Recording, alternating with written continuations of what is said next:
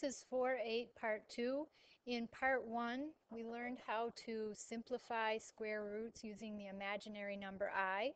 We learned how to graph in the complex plane.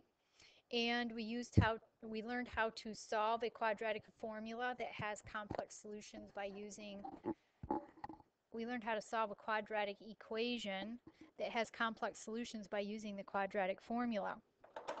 So we're going to finish up by adding, subtracting, multiplying, dividing complex numbers. Before we do that, I wanted to show you what a complex number looks like in graph form. So if we were to graph the function x squared plus 3x minus 4, it would look like this.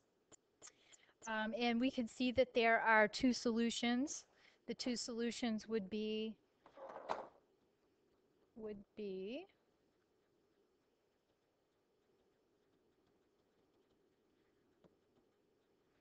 at 1 and -4. So then if we were to change this graph by moving it up, once it gets moved up high enough, then you don't have any real solutions because the graph does not cross the x-axis. But what you have is imaginary solutions. So that's what we're looking at with our complex numbers. Okay, to add complex numbers, you add the real parts together and then you add the imaginary parts together. So we have 4 plus -4 is 0, and -3i plus 3i also 0, so we just get 0. This complex number, or these two complex numbers add up to 0. In example B here, we're subtracting, so we're going to distribute the negative. And then we have 5 plus 2 is 7. And -3 plus -4i is -7i. So that's adding and subtracting.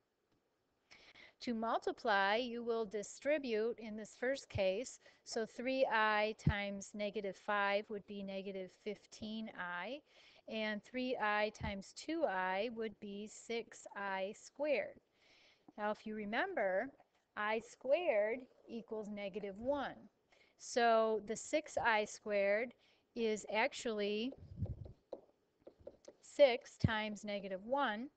So rewriting the equation in standard form for a complex number, you would put the real part first and then the imaginary part after that. So we get -6 minus 15i. Okay, in the next example, we have to FOIL. So we have first is 4 times -1. Outside, 4 times -2i. Inside, 3i times -1.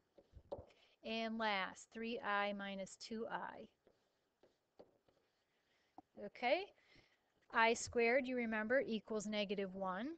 So -6i squared is actually equal to a +6. And +6 plus -4 will give us 2. And then -8i minus 3i will give us -11i.